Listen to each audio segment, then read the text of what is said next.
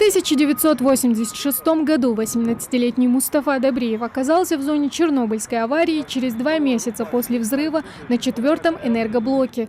Его командировка в зону отчуждения продлилась 3 месяца. Тогда для ликвидации последствий катастрофы были привлечены военные и гражданские специалисты со всех уголков Советского Союза. Примерно 240 тысяч человек, а общее число ликвидаторов, включая последующие годы, составило около 600 тысяч. Были на обеспечении, увоз, привоз, то есть подвозили те непосредственно химиков, которые работали на реакторах, мы их привозили в Чернобыль, и оттуда уже там, на специальной технике их возили в сам реактор.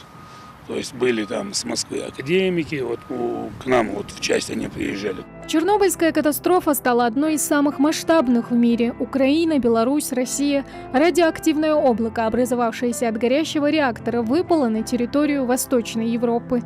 Месяц я там был, в 1987 году. Службу несли, нареканий не было. Молодыми были.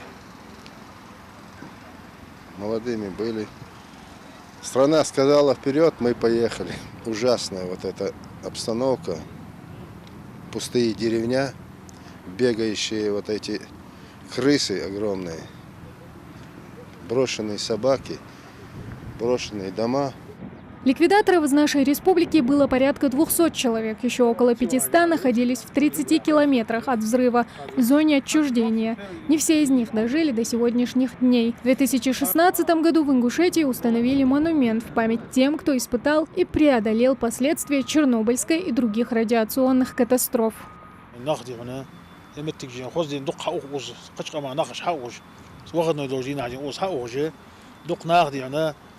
экскурсии хабяки дохди у нас Пятигорский, Ставрополь, санаторийский хауж, автобус сен дохди. Суббота воскресенье амин жоходы, уздалары, узааш. Хоз бог буер хоз. Рясал тоны я памятник ден дига уахад ден. У памятник ден. Уахад дуакылды она. Анда озар шера отзываша дет лотхоз.